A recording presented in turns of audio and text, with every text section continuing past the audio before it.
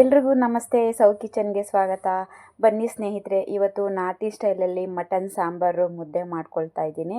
ತುಂಬ ಟೇಸ್ಟಿಯಾಗಿ ಈಸಿಯಾಗಿ ಯಾವ ರೀತಿಯಾಗಿ ಮಾಡ್ಕೊಳ್ಳೋದು ಅಂಥೇಳಿ ನಾಟಿ ಸ್ಟೈಲ್ ಮಟನ್ ಸಾಂಬಾರು ಇವಾಗ ನೋಡೋಣ ಬನ್ನಿ ಸ್ನೇಹಿತರೆ. ನಾನಿಲ್ಲಿ ಮೊದಲನೇದಾಗಿ 1 kg ಮಟನ್ ತೊಗೊಂಡಿದ್ದೀವಿ. 1 kg ಮಟನ್ ಬಂದ್ಬಿಟ್ಟು ತುಂಬ ಚೆನ್ನಾಗಿದೆ, ಎಳೆದಾಗಿದೆ ಮಟನ್ನು. ನಾನು ಇದನ್ನು ನೀಟಾಗಿ ವಾಶ್ ಮಾಡಿ ಇಟ್ಕೊಂಡಿದ್ದೀನಿ ಸ್ನೇಹಿತರೆ.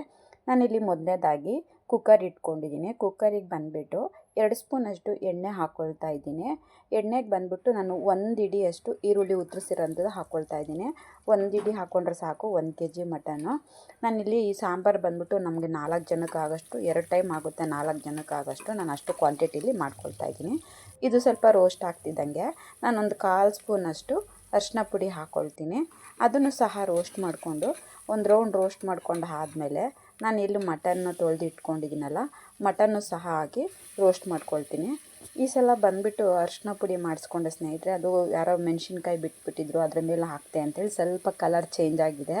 ಮುಂಚೆ ಎಲ್ಲ ಸ್ವಲ್ಪ ಎಲ್ಲ ಬರ್ತಾಯಿತ್ತು, ಅಂದರೆ ಯಾರೋ ಬ್ಯಾಡಿಗೆ ಮೆಣಸಿನ್ಕಾಯಿ ಹಾಕ್ಕೊಂಡಿದ್ರು ಕಲರ್ಗೆ, ಅಂದರೆ ಮಾಮೂಲಿ ನಾವು ಮಿಷಿನ್ಗೆ ಹೋಗ್ತೀವಲ್ಲ ಅಲ್ಲಿ. ಹಂಗಾಗಿ ಅರಿಶಿನ ಪುಡಿ ಬಂದುಬಿಟ್ಟು ಈ ಸತಿ ಡಾರ್ಕಾಗಿ ಬಂದುಬಿಟ್ಟಿದೆ. ಹೊಸ ಅರಿಶಿನ ಪುಡಿ ಇದು. ನಾನು ಅರಿಶಿನ ಜೊತೆನ ಹಾಕ್ಬಿಟ್ಟು ನೀಟಾಗಿ ರೋಸ್ಟ್ ಮಾಡ್ಕೊಳ್ತೀನಿ. ಇವಾಗ ಸ್ವಲ್ಪ ಉಪ್ಪು ಹಾಕ್ಕೊಳ್ತೀನಿ.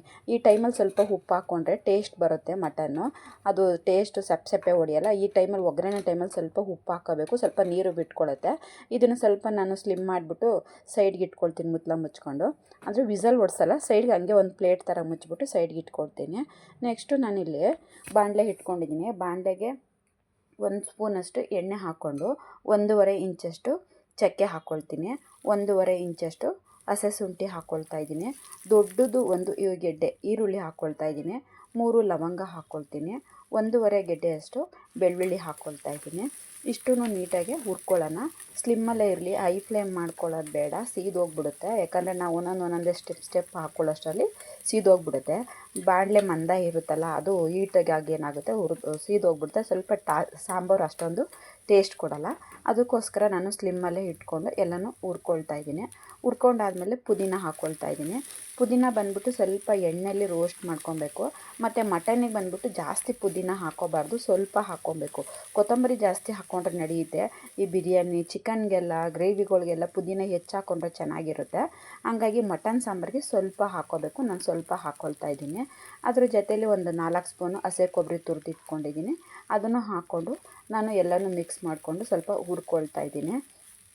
ಹುರ್ಕೊಂಡಾದಮೇಲೆ ಇದ್ರ ಜೊತೆಲಿ ಇವಾಗ ನಾನು ಗಸಗಸೆ ತೊಗೊಳ್ತೀನಿ. ನಾವು ಸಾಂಬಾರು ಪುಡಿ ಮಾಡಬೇಕಾದ್ರೂ ಸಹ ಹಾಕ್ಕೊಂಡಿರ್ತೀವಿ, ಆದರೆ ಈಗ ಈ ಥರ ಮಟನ್ ಮಸಾಲೆ ಮಾಡ್ಕೋಬೇಕಾದ್ರೆ ಒಂದು ಅರ್ಧ ಸ್ಪೂನಷ್ಟು ನಾನು ಗಸಗಸೆ ಹಾಕ್ಕೊಳ್ತಾ ಇದ್ದೀನಿ. ಗಸಗಸೆನೂ ಹಾಕ್ಕೊಂಡು ನೀಟಾಗಿ ಹುರ್ಕೊಳ್ಳೋಣ. ಈಗ ಒಂಚೂರು ಫ್ಲೇಮ್ ಹೈ ಮಾಡ್ಕೊಂಡಿದ್ದೀನಿ, ಯಾಕಂದರೆ ತಣ್ಣಗೆ ಸ್ಲಿಮ್ಮಲ್ಲೇ ಇದ್ದು ಸ್ವಲ್ಪ ಕೂಲಾಗಿತ್ತು, ಅದಕ್ಕೋಸ್ಕರ.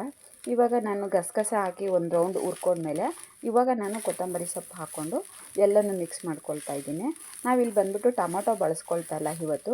ನಾನು ಒಂದೊಂದು ಸರ್ತಿ ಟೊಮೊಟೊ ಸಹ ಬಳಸ್ಕೊಳ್ತೀನಿ, ಒಂದೊಂದು ಸರ್ತಿ ನಾನು ಟೊಮೊಟೊ ಬಳಸ್ಕೊಳ್ಳಲ್ಲ. ಟೇಸ್ಟ್ ಒಂದೇ ಥರ ತಿಂದು ಬೇಜಾರಾಗ್ತಿರುತ್ತಲ್ಲ, ಅದಕ್ಕೋಸ್ಕರ. ಹಾಕ್ಕೊಂಡ್ರೆ ಏನೂ ಇಲ್ಲ, ಇದಕ್ಕಿನ್ನು ಹಾಕ್ಕೊಂಡ್ರೆ ಒಂದು ಟೊಮೊಟೊ ಹಾಕ್ಕೊಳ್ತಾ ಇದೆ ಅಷ್ಟೇ. ಇವಾಗ ನಾನು ಫ್ಲೇಮ ಆಫ್ ಮಾಡ್ಕೊಂಡಿದ್ದೀನಿ. ಎಲ್ಲ ಹುರಿದಾಗಿದೆ ನೋಡಿ, ಎಲ್ಲ ಬಾಡಿದೆ.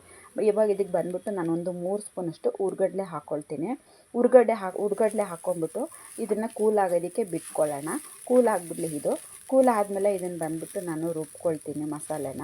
ನಾನು ಇದು ಸ್ವಲ್ಪ ಇದು ಸೈಡ್ಗೆ ಇಟ್ಬಿಟ್ಟು ಕೂಲಾಗೋದಕ್ಕೆ ಬಿಟ್ಕೊಳ್ತೀನಿ ಸ್ನೇಹಿತರೆ. ಇವಾಗ ಇದು ಕೂಲಾಗಿದೆ. ಕೂಲಾಗಿದ್ಮೇಲೆ ನಾನು ಇದು ಮಿಕ್ಸಿಗೆ ಹಾಕ್ಕೊಳ್ತೀನಿ. ನಾವು ಜಾಸ್ತಿ ಕ್ವಾಂಟಿಟಿ ಮಾಡಬೇಕಾದ್ರೆ ಯಾರಾದರೂ ಗೆಸ್ಟ್ ಬಂದಾಗ 5 kg ಮಟನ್ನು 6 kg ಮಟನ್ ತೊಗೊಂಬರ್ತೀವಲ್ಲ ಸ್ನೇಹಿತರೆ, ಆ ಟೈಮಲ್ಲಿ ನಾನು ಗ್ರೈಂಡ್ರಿಗೆ ಹಾಕ್ಕೊಳ್ತೀನಿ. ಗ್ರೈಂಡ್ರಲ್ಲಿ ಹಾಕ್ಕೊಂಡು ರುಬ್ಬೋದ್ರಿಂದ ತುಂಬ ಟೇಸ್ಟಾಗಿರುತ್ತೆ. ಬಟ್ ಇಷ್ಟನ್ನ ಗ್ರೈಂಡ್ರಿಗೆ ಹಾಕಿದ್ರೆ ಕೈಗೆ ಸಿಕ್ಕಲ್ಲ, ಹಂಗಾಗಿ ನಾನು ಗ್ರೈಂಡ್ರಿಗೆ ಹಾಕ್ಕೊಳ್ಳಲ್ಲ.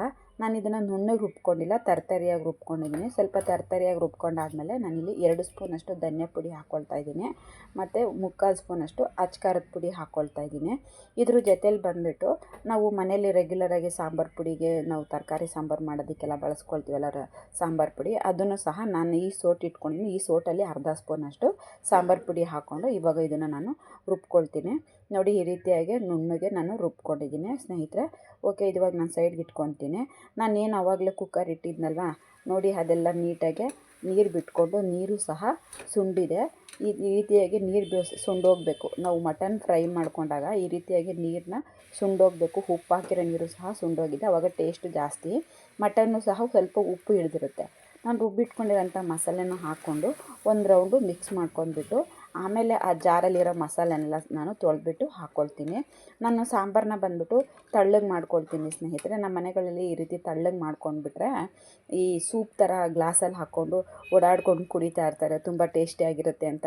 ಊಟ ಮಾಡೋಕ್ಕಿಂತ ಮುಂಚೆ ಒಂದು ರೌಂಡು ಆಗ್ತಿದ್ದಂಗೆ ಫಸ್ಟು ಇನ್ನು ಮುದ್ದೆ ಅನ್ನ ಎಲ್ಲ ಮಾಡೋಷ್ಟು ಟೈಮ್ ಬೇಕಿರ್ತಲ್ಲ, ಆ ಟೈಮ್ಗಳಲ್ಲಿ ಏನು ಮಾಡಿಬಿಡ್ತಾರೆ, ಚಿಕನ್ನು ಅದೆಲ್ಲ ಇನ್ನೂ ಮಾಡೋದು ಬ್ಯಾಲೆನ್ಸ್ ಇರ್ತದೆ. ಆ ಟೈಮಲ್ಲಿ ಏನು ಮಾಡಿಬಿಡ್ತಾರೆ, ಈ ಥರ ಸಾಂಬಾರನ್ನ ಬಂದ್ಬಿಟ್ಟು ಫಸ್ಟೇ ಮಾಡಿಬಿಟ್ರೆ ಹೋಗ್ತಾ ಹೋಗ್ತಾ ಅವರು ಗ್ಲಾಸಲ್ಲಿ ಬಿಟ್ಕೊಂಡು ಸೂಪ್ ಥರನೇ ಕುಡಿತಾ ಇರ್ತಾರೆ. ಹಾಗಾಗಿ ನಾನು ನೀರನ್ನ ಎಷ್ಟು ಬೇಕೋ ನಾನು ನೋಡಿ ಅಳತೆ ನೋಡಿ ಹಾಕ್ಕೊಳ್ತಾ ಇದ್ದೀನಿ. ನೀವುಗಳು ಎಷ್ಟು ಬೇಕೋ ನೀವುಗಳು ಯಾವ ರೀತಿ ಮಾಡ್ಕೊಳ್ತೀರಾ ಅನ್ನೋದು ನೋಡಿಕೊಂಡು ನೀವು ನೀರು ಹಾಕ್ಕೊಳ್ಳಿ ಸ್ನೇಹಿತರೆ. ಇವಾಗ ಒಂದು ರೌಂಡ್ ನಾನೆಲ್ಲ ಮಿಕ್ಸ್ ಮಾಡ್ಕೊಂಡ್ಬಿಟ್ಟು ಇವಾಗ ನನಗೆ ರುಚಿಗೆ ಎಷ್ಟು ಬೇಕು ಆವಾಗಲೇ ಸ್ವಲ್ಪ ಉಪ್ಪು ಹಾಕಿದ್ದೀನಿ. ಈಗ ಒಂದು ಸಲ ನಾನು ಟೇಸ್ಟ್ ನೋಡಿಬಿಟ್ಟು ಸ್ವಲ್ಪ ಉಪ್ಪು ಹಾಕ್ಕೊಳ್ತೀನಿ.